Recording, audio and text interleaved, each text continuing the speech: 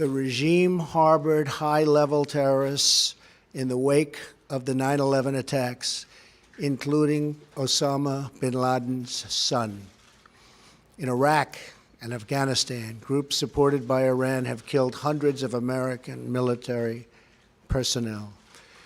The Iranian dictatorship's aggression, the United States is far from the only target of the Iranian dictatorship's long campaign of bloodshed. The regime violently suppresses its own citizens. It shot unarmed student protesters in the street during the Green Revolution. This regime has fueled sectarian violence in Iraq and vicious civil wars in Yemen and Syria. In Syria, the Iranian regime has supported the atrocities of Bashar al-Assad's regime and condoned Assad's use of chemical weapons against helpless civilians, including many, many children.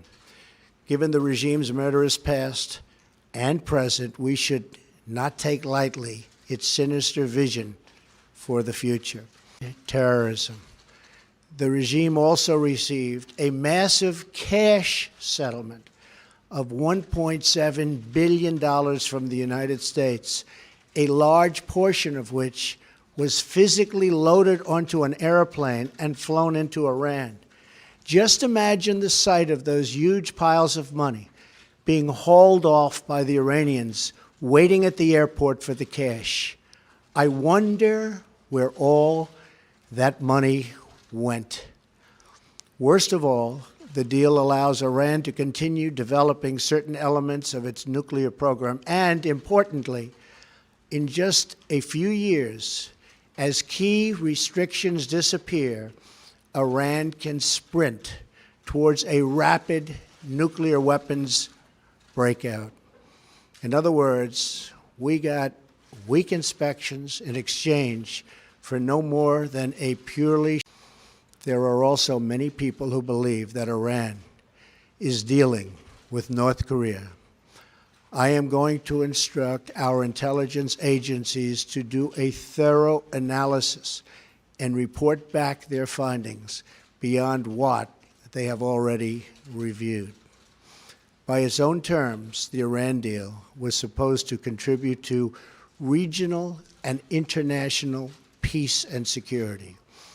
And yet, while the United States adheres to our commitment under the deal, the Iranian regime continues to fuel conflict, terror, and turmoil throughout the Middle East and beyond. Importantly, Iran is not living up to the spirit of the deal.